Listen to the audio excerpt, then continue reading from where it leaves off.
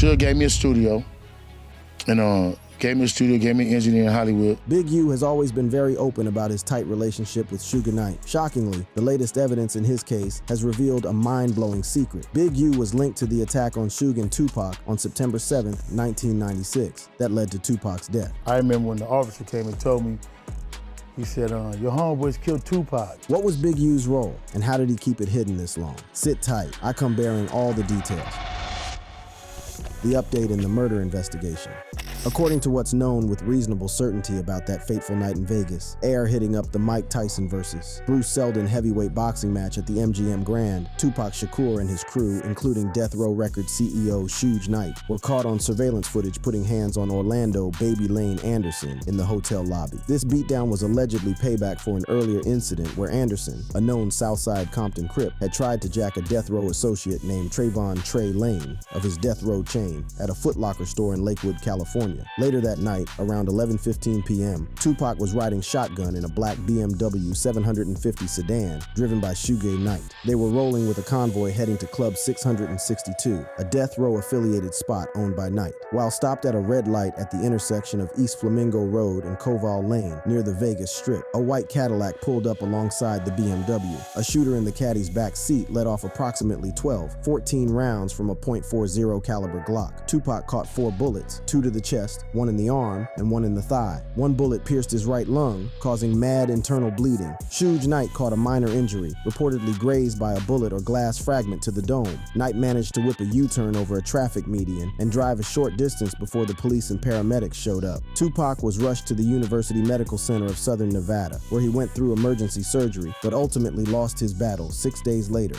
on September 13, 1996. In the immediate aftermath of the shooting, investigations hit major roadblocks. Many witnesses weren't trying to cooperate with police, sticking to the no snitching code of the streets. Knight himself, despite being an eyewitness, provided little useful info to investigators. As one journalist reported when asked about his cooperation with police, Knight famously stated, "I don't get paid to solve homicides." For years, the case remained officially unsolved, though Orlando Anderson was widely considered the prime suspect. Anderson denied any involvement until his death in a gang-related shooting in Compton on May 29, 1998. With Anderson's death, it seemed the truth might never come to light. However, a major breakthrough came with the emergence of Dwayne Keith D. Davis, Orlando Anderson's uncle and a former Southside Compton Crips leader. In a series of interviews, confessions, and eventually in his 2019 memoir, Compton Street Legend, Davis spilled the beans about his role in Tupac's murder. During interviews with police in 2008 and 2009, conducted under proffer agreements that offered limited immunity, Davis admitted to being in the white Cadillac during the shooting. He claimed he was riding shotgun with Terrence Bubble Up Brown driving and Orlando Anderson and DeAndre Freaky Smith in the back seat. According to Davis, he passed a Glock to the backseat passengers, from which the fatal shots were fired. You said the shots came from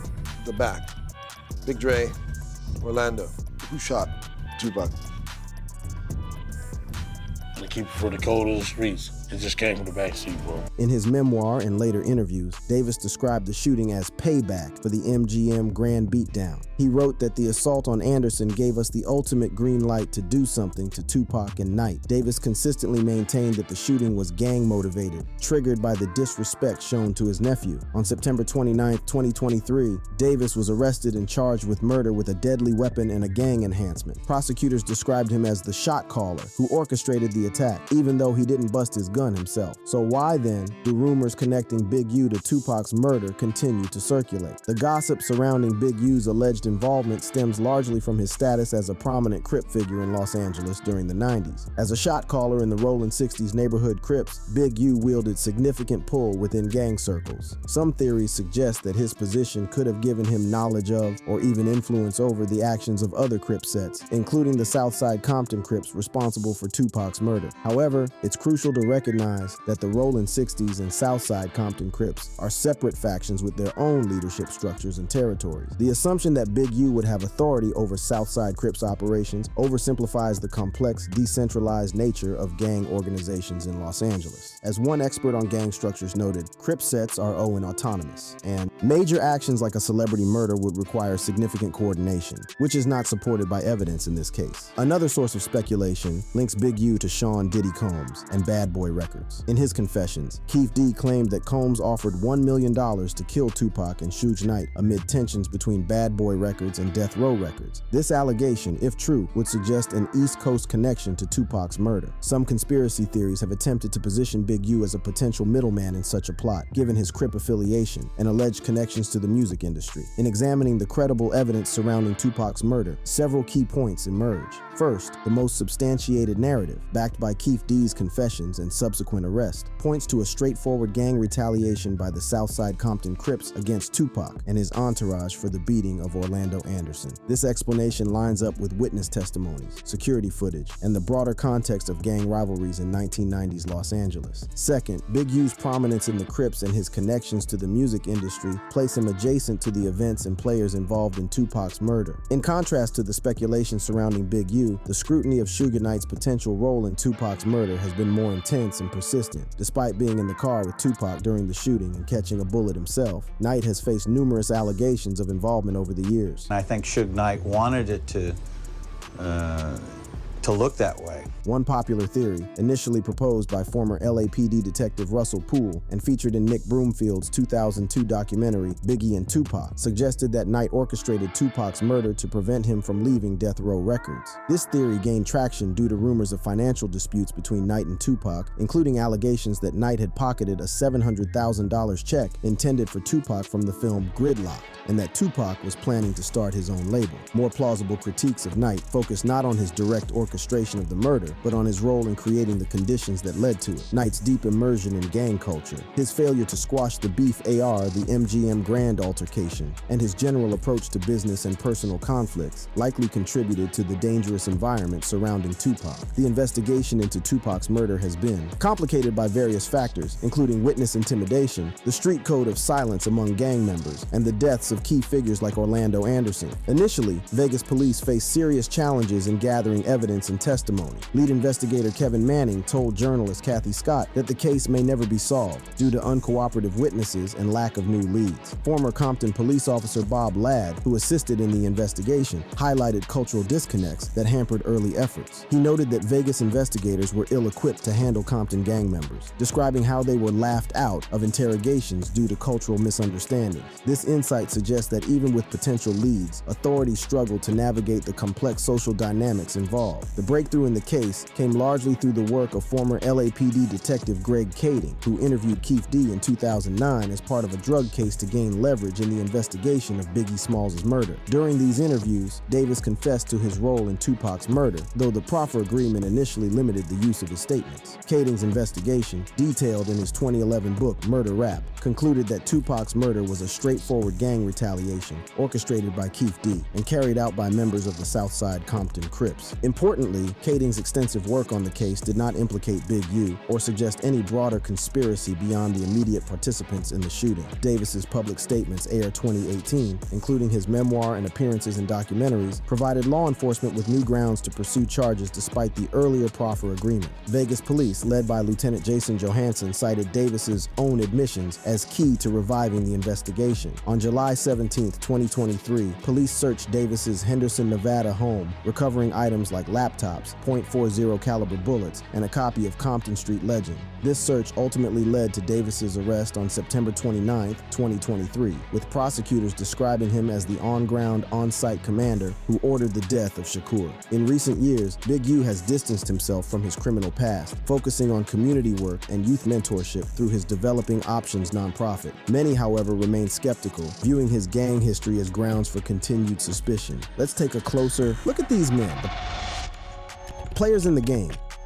Before we can really chop it up about the connections between Big U, Suge Knight, and Tupac, we gotta understand who they were in the 90s LA scene. Big U, holding it down as a respected Rollin' 60s Crip, was moving in a world where your set determined everything from where you could walk to who you could talk to. At the same time, Suge Knight was blowing up as the co-founder and CEO of Death Row Records, a label that was straight revolutionizing West Coast hip-hop with artists like Dr. Dre, Snoop Dogg, and eventually Tupac Shakur. The key thing to remember is that Knight was known to be riding with the Mob Piru Bloods, which automatically created beef with Crip-affiliated ballers like Big U due to the deep-rooted rivalry between these gangs. The Bloods and Crips have a historic rivalry, which naturally placed Knight and Big U on opposite sides of the gang divide. This fundamental beef is the backdrop against which any alleged relationship between the two men must be understood. Any relationship between Big U and Suge Knight, if one even existed, would have been mad complicated or handled through neutral parties in the industry. Their opposing gang affiliations, Big U with the Rollin' 60s Crips and Knight with the Mob Piru Bloods, created a natural divide that would have made direct collaboration unlikely. As one source notes, Knight's dominance at Death Row meant he interacted with various figures in the Los Angeles music scene, including those with Crip affiliations, especially when business interests were at stake. This business-first mentality might have created opportunities for indirect interaction. Where their stories start to collide more directly is through their connections to the music hustle. Big U was getting his hands dirty in the industry as a manager and promoter, notably working with artists like Corrupt, a Death Row affiliate, and later establishing his own operations such as Unique Music. His influence during the 90s put him in the same circles as Death Row's operations, though no receipts show him directly working with Knight or Death Row. To really understand Big U's come up, peep what he said in a 2022 interview with Big Boy's neighborhood radio show about his journey from hood figure to music exec. Jimmy Chris, man, Jimmy Chris, my Piru partner out of Compton. He came to me and he had an idea to do a show on managers and a documentary on management. And I was at the time I really wasn't doing it. I was just doing football. He revealed how he went from just managing one person to buying the idea of starting up a show that ended up becoming big. We went over it a couple of times, then we decided to do it, but I wanted to do something that would be telling from our side, the point of view. And it ended up morphing into what you see now, talking about the lives of people who are behind hip hop and the people who make hip-hop go. This insight into Big U's approach to the music game highlights his understanding of the behind-the-scenes power moves that shaped careers and influenced the trajectory of hip-hop in the 90s. It also shows his connections to Piru members, proving that despite gang rivalries, business relationships could transcend these divisions when paper was involved. The East Coast-West Coast beef provides critical context for understanding the tensions that would eventually pop off in violence. This highly publicized rivalry between East Coast, Bad Boy Records, led by Sean Diddy Combs, and West Coast Death Row Records, hip-hop squads created an environment where personal slights could quickly escalate to deadly confrontations. Tupac's murder, followed by the killing of the notorious Biggie Smalls in March 1997, was widely attributed to this beef, though gang-related motives have also been highlighted. Suge Knight's iron grip over Death Row Records and its artists was no joke. Ayer securing Tupac's loyalty by posting his $1.4 million bail in 1995 in exchange for signing with Death Row. Knight positioned the label as the dominant force in West Coast hip-hop. Under his leadership, Death Row wasn't just a record label, but a cultural movement, one deeply connected with gang affiliations and street cred. Knight was a known affiliate of the Mob Piru Bloods, while Big U was a Rollin' 60s Crip. However, the interconnected nature of Compton's gang and music scenes meant they operated in overlapping circles. For example, Death Row Records employed members of both Bloods and Crips, creating complex alliances and tensions that would later factor into the violence surrounding Tupac's death. According to some accounts, there were connections between Knight and Big U through mutual associates. Henley allegedly managed Corrupt, a Death Row artist, placing him within the label's extended network. Additionally, some sources suggest that Corrupt introduced Henley to Suge Knight, who provided financial support post-prison, and Henley allegedly bailed Knight out of jail at one point, though these claims lack solid documentation and should be taken with a grain of salt. Despite these potential connections, the fundamental gang rivalry between the Bloods and Crips would have created significant barriers to any close or trusting relationship between Knight and Big U. The story of Tupac's signing to Death Row Records illustrates the complex interplay of loyalty, business, and street politics that defined the era. The Ayer Knight posted Tupac's bail. The rapper became the label's flagship artist, dropping the legendary double album All Eyes on Me in 1996. This partnership was straight cash for Death Row, but would also put Tupac right in the middle of dangerous beef, both in the music industry and on the streets. As Tupac's star rose at Death Death Row, tensions with Bad Boy Records and its artists, particularly the notorious Big and Sean Diddy Combs, escalated dramatically.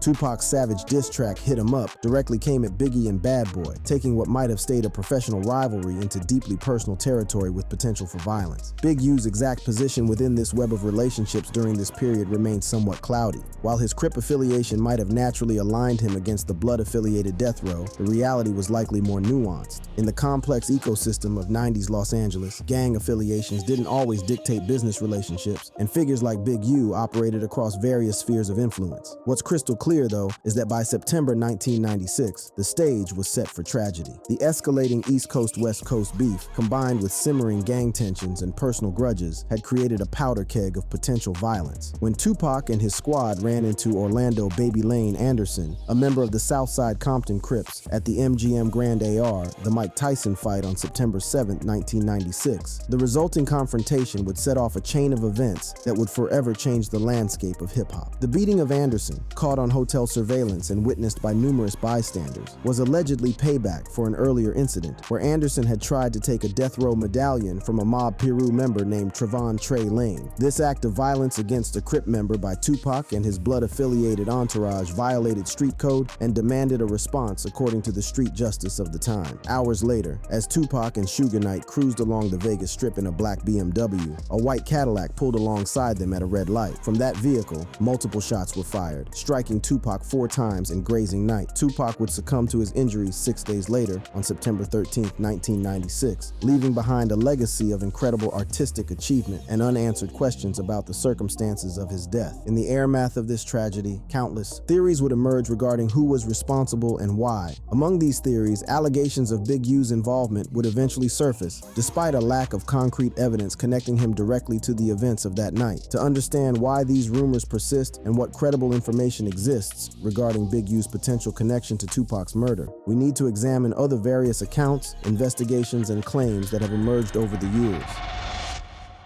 The aftermath of the murder.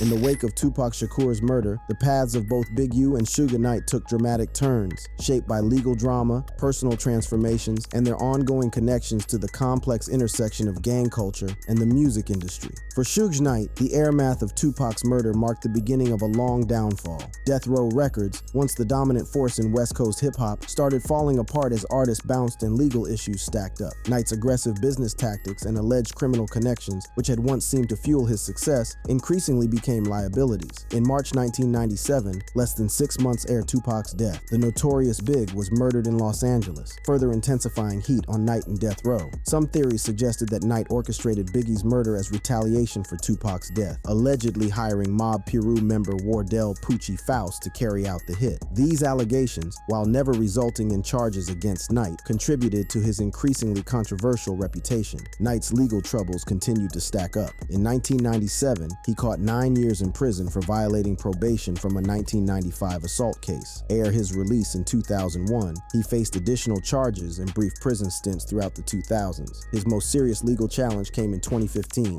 when he was charged with murder after a hit-and-run incident that killed Terry Carter and injured CLE Bone Sloan on the set of the film Straight Outta Compton. In 2018, Knight pleaded no contest to voluntary manslaughter in the case and was sentenced to 28 years in prison. He's currently serving this bid and isn't eligible for parole until October 2034. Throughout these legal battles, Knight has consistently denied involvement in both Tupac's and Biggie's murders. In a 2023 interview following Keith D's arrest, Knight expressed support for justice in Tupac's case, but claimed he would not testify against Keith D, suggesting that the shooter isn't who the police think it is. This cryptic statement added to the already complex narrative surrounding the case, raising questions about what Knight might know that he hasn't shared with authorities. Big U's path in the decades following Tupac's murder followed a different trajectory. Ayer serving 13 years in prison for attempting to rob an undercover officer of 33 pounds of cocaine, Big U emerged in the early 2000s as both a music industry figure and a community activist. He managed several artists, including Corrupt and Nipsey Hussle, and founded Developing Options, a nonprofit aimed at reducing gang violence among South Los Angeles youth. In interviews, Big U has presented himself as someone who has moved beyond his criminal past to become a positive force in his community. During his appearance on Big Boy's Neighborhood, he spoke about his evolution and desire to help other kids. That's what motivates me right now today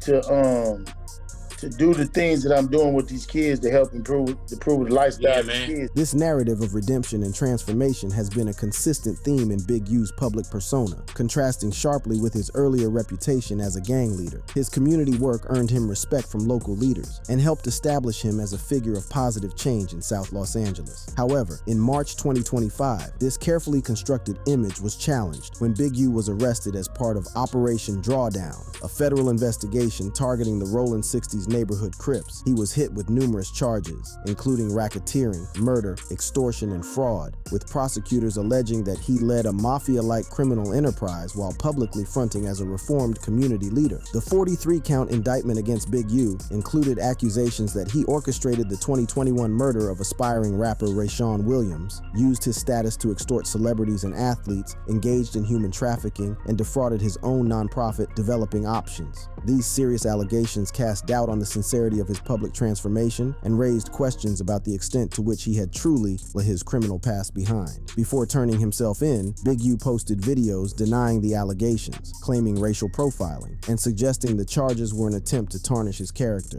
I never mixed that with nothing. I didn't manipulate nobody. I didn't steal nothing. Like, y'all don't understand what the FBI do to black men who try to help their community. I ain't been nothing but a help to our community. But I guess it is what it is. This the price of being black. On April 8, 2025, Big U pleaded not guilty to all charges in the 43-count indictment in a downtown Los Angeles courthouse. His attorney, Arturo Hernandez Melendez, portrayed him as a peaceful community figure who had La Gang life behind, contrasting sharply with prosecutors' characterization of him as a dangerous criminal mastermind. Big U was denied bail, with prosecutors citing him as a danger to potential witnesses. Anonymous victims reportedly feared testifying if Henley were released. The case remains ongoing, with Big U facing potential life imprisonment if convicted on all counts. This recent legal trouble has renewed interest in Big U's past activities and connections, including the persistent rumors linking him to Tupac's murder. Beyond the personal fates of Knight and Big U, the aftermath of Tupac's murder had profound implications for hip-hop culture and the ongoing investigation into his death. For decades, the case remained officially unsolved, allowing conspiracy theories to flourish and speculation about potential culprits to spread unchecked. One of the most persistent alternative theories suggests that Sean Diddy Combs orchestrated Tupac's murder through hired Crip associates. This narrative gained traction through Keefe D's claims in police interviews and his memoir. According to Davis, Combs offered $1 million to kill Tupac or Knight amid tensions between Bad Boy Records and Death Row Records. In his memoir, Davis claimed he met with Combs at Greenblatt's Deli in Hollywood, where Combs allegedly asked if the Southside Crips were responsible for Tupac's death, to which Davis replied, yes. Davis further alleged that a drug dealer named Eric Zip Martin, affiliated with Combs, was supposed to pay the promised sum but went ghost ere the murder. These allegations against Combs have not led to any charges, and law enforcement sources have consistently stated that Diddy is not a suspect in Tupac's murder. Combs has vehemently denied any involvement. The lack of corroborating evidence beyond Davis's claims raises questions about their reliability, particularly given Davis's potential motivations for implicating a high-profile figure. In 2023, the long-dormant investigation finally produced an arrest when Keefe D was charged with Tupac's murder. This development came years of Davis's public admissions, including his 2019 memoir and appearances in documentaries like Death Row Chronicles and Unsolved. The case against Davis rests primarily on his own statements, which prosecutors argue demonstrate his role as the orchestrator of the shooting. In announcing the indictment, Clark County District Attorney Steve Wolfson emphasized that under Nevada law, Davis could be charged with murder even if he did not pull the trigger, as his actions in planning and facilitating the attack made him legally culpable. Davis's trial, originally scheduled for June 2024, has been delayed multiple times and is now set for February 9, 2026. These delays have been attributed to new evidence introduced by the defense, including testimony suggesting Davis was not in Las Vegas at the time of the shooting. In a March 2025 jailhouse interview with ABC News, Davis claimed innocence, stating, "I'm innocent. I ain't killed nobody. Never did ever kill nobody." He denied being in Las Vegas on September 7, 1996, asserting he was in Los Angeles with witnesses to confirm confirm his alibi. This dramatic Shah in Davis's narrative, contradicting his years of public confessions, has added yet another layer of complexity to an already convoluted case. Prosecutors have countered with hotel records showing rooms booked under Davis's wife's name at the Monte Carlo Resort and under Anderson's name at the Excalibur Hotel on the night of the murder, placing Davis in Las Vegas during the shooting. The ongoing legal proceedings against Davis represent the most significant development in the Tupac murder investigation in nearly 3 decades, potentially offering some measure of resolution to one of hip-hop's most enduring mysteries. However, the complexity of the case, the passage of time, and the deaths of key witnesses and suspects ensure that some questions may never be fully answered. Throughout the various investigations, confessions, and theories surrounding Tupac's murder, a critical analysis of the available evidence points to the Southside Compton Crips, specifically Keefe D. and Orlando Anderson, as the primary culprits. The motive, according to the most substantiated accounts, was retaliation for the MGM Grand beating, a straightforward case of gang violence rather than a complex industry conspiracy. This conclusion aligns with the assessments of investigators like Greg Kading, who has consistently emphasized the gang retaliation narrative based on his extensive work on the case. As the investigation into Tupac's murder progresses and as Big U faces his own legal challenges, new information may emerge that reshapes our understanding of these events and the relationships between these influential figures. If you enjoyed this video, click on the one showing on your screen to enjoy more.